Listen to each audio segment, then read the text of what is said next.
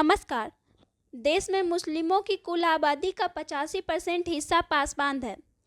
PM Modi ने हैदराबाद बैठक में पासवान मुसलमानों पर फोकस बढ़ाने की सलाह दी थी।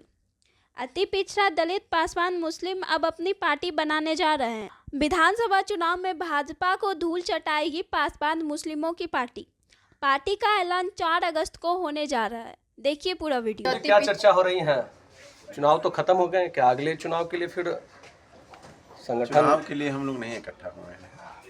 हम लोग इकट्ठा हुए हैं कि अति पिछड़ा पसमानदा और दलित समाज की हकमारी की जा रही है और उसके खिलाफ एक आंदोलन बहुत बड़ा तेज करें, उसको लेकर हम लोग इकट्ठा हैं। अभी 65% आरक्षण का जो माननीय हाई कोर्ट द्वारा रद्द किया गया है उस पर हम लोग आंदोलित हों, इसके लिए हम लोग बैठे हुए हैं।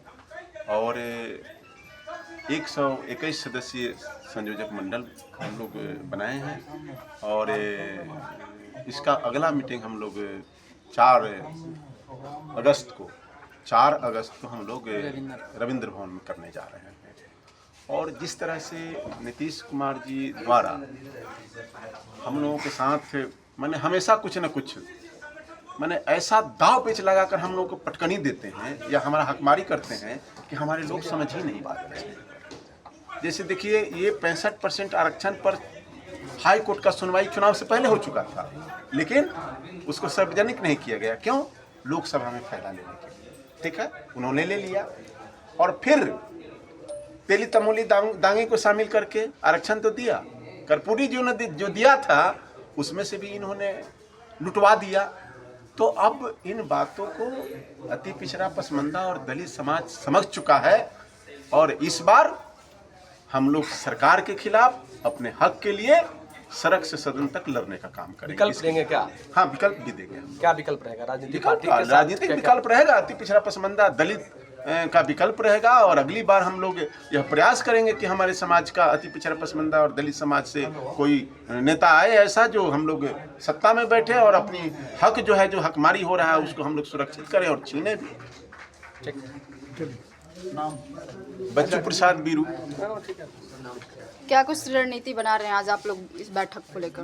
मैं पसमानदा समाज से हूँ और हम लोगों ने जो बैनर लगाया है और इस बैनर को हम लोगों ने 12 साल पहले यहाँ आपदा करके अति पिछड़ा दलित पसमानदा एक शब्द दिए थे 12 साल पहले और उस पर काम भी बहुत हुआ, लेकिन बीच में वो थोड़ा सा गैप हो गया। लेकिन अभी जो 90-95% पसमानदा अति पिछड़ा में है और अति पिछड़ा में हमारी भी हकमारी हो रही है और जो तथाकथित कहने वाली अति पिछड़ा के नाम पर सरकार चल रही है, जिस तरह से तेली तमोली दांगी को डाला गया और चुनाव में अभी देखिए कि एनडीए और इंडिया मिलाकर के 80 सीट में 41 सीट पर 4 जातियों दबंग जातियों का जो है जलवा रहा। यादव, कोयरी, राजपूत और भूमिहार 4 बिरादरी को 80 सीटों में 41 सीट दी गई और दलित जो 12 सीट है उसमें पासवान और चमार को 10 सीट पर दिया गया। मतलब कि 51 सीट पर जो है 6 जातियों का बिहार में दबंगई चली और जिसकी आबादी बिहार में 36% सरकार कह रही है, हम नहीं कह रहे हैं, अति पिछड़ों की। उसके खाते में कितनी आई? 9 सीटें आई। यही सामाजिक न्याय और सामाजिक न्याय और न्याय के साथ विकास का यही जो है उदाहरण है।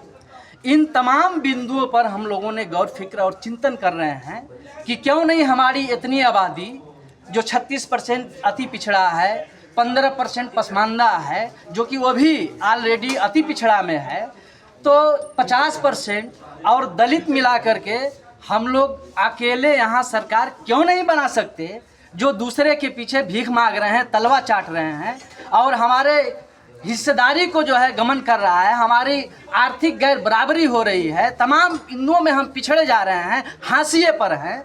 तो क्यों नहीं हम लोग चिंतन मनन करके अपनी सरकार बनाएं? हमारे पास कोई ज़रूरत नहीं है। इसके लिए आप पार्टी बनाएंगे क्या? बनाया जाएगा। वही चिंतन मिंथन चल रही है। फिर हम लोग अगले बार आप चर्चा कर रहे हैं। बताइए। अमर आजाद जी, लगातार अति पिछड़ा से मांग किया जा रहा है कि आप लोग कह रहे हैं कि इस बार बिहार का मुख्यमंत्री अति पिछड़ा से ही हो। क्या लगता है कि आप लोगों का ये सफर कितना सक्सेसफुल रहेगा इस बार विधानसभा चुनाव में? बिल्कुल ये होना चाहिए। अभी तमाम जो बुद्धिजीवी और तमाम संगठन के लोग यहाँ पर बैठ कर के यही चिंतन कर रहे हैं कि जिस तरह से ये सरकार जिस तरह से यहाँ की जनता को बेवकूफ़ बनाने का काम की है, न्यायपालिका में जो ये आरक्षण नहीं है और जो किस तरह से 65% आरक्षण को षड्यंत्र के तहत निरस्त कर दिया गया, जबकि इसका फैसला पहले ही हो चुका था मगर लोकसभा के बाद डिसीजन दिया गया।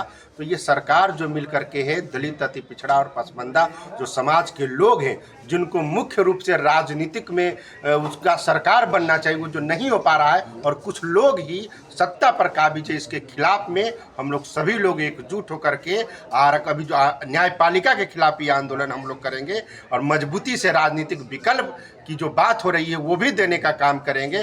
और तमाम लोगों से यही हम लोगों का आह्वान है कि अब उन लोगों का नहीं चलने वाला है जो समाज को अति पिछड़ा, पासमानदा और दलित को बेवकूफ़ बना रहे हैं। और आरक्षण हम लोगों को निजी क्षेत्र और न्यायपालिका में भी चाहिए। इसकी लड़ाई को हम लोग और मजबूत से आगे बढ़ाने का काम करेंगे। Hey there. Subscribe to my channel. And also press this bell icon.